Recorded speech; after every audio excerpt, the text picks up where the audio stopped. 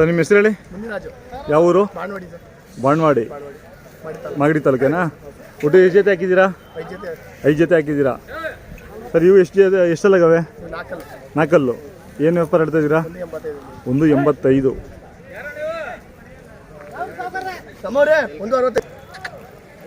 Sir ಇವು 2ನೇ ಜೊತೆ, ಇವು ಎಷ್ಟೆಲ್ಲಾಗವೆ? 6 ಕಡೆ. ಇವೇನು ಹೇಳ್ತಾ ಇದ್ದೀರಾ? 165 ಹೇಳ್ತಾ ಇದ್ದೀರಾ. ಹಾಂ ಹಾಂ. ಎಲ್ಲ ಉತ್ತರ ಕರ್ನಾಟಕದವರು ಚೆನ್ನಾಗವೆ ಇವು ಗಟ್ಟಿಗೆ. ಹಾಂ ಹಾಂ.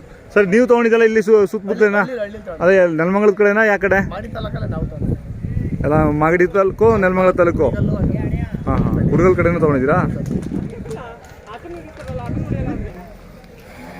ಏನು ಹೇಳಿ? ಜನ ಇರಲೇ ಇಲ್ಲ. ಹಾಂ, ಇವತ್ತು ಜನ ಸುಮಾರು ಸೇರಿದೆ. ಹಾಂ ಹಾಂ. ಎಷ್ಟು ಹೇಳಿದ್ರಿ? 145 ಇವು? ಹಾಂ, ಅಲ್ಲಿ ಮಾಡಿಲ್ಲ. ಹಾಂ ಹಾಂ. ಬರ್ತಾವ್ರೆ, ಕೇಳ್ತಾವ್ರೆ ಇನ್ನು ಯಾವ? ಹಾಂ ಹಾಂ.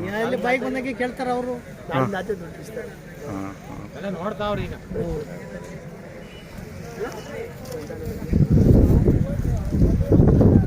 ಸರ್ ಇವು ಕಡೆನೇ, ಇವು 145 ಹೇಳ್ತಾ ಇದ್ದೀರಾ?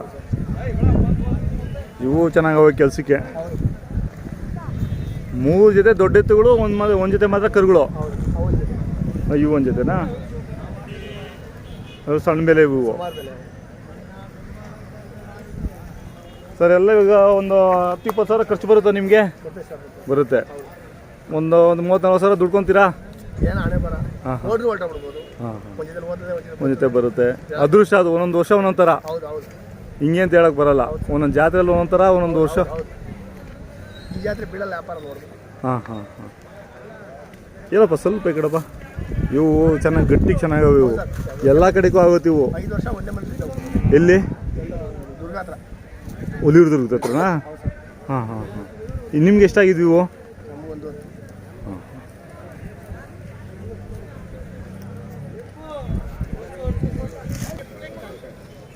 ಸರಿ, ಅವು 4 ಜನರು ಎಲ್ಲ ಚೆನ್ನಾಗಿರೋವು, ಕೂಟ ಪಟ ಎಲ್ಲ ಚೆನ್ನಾಗವೆ.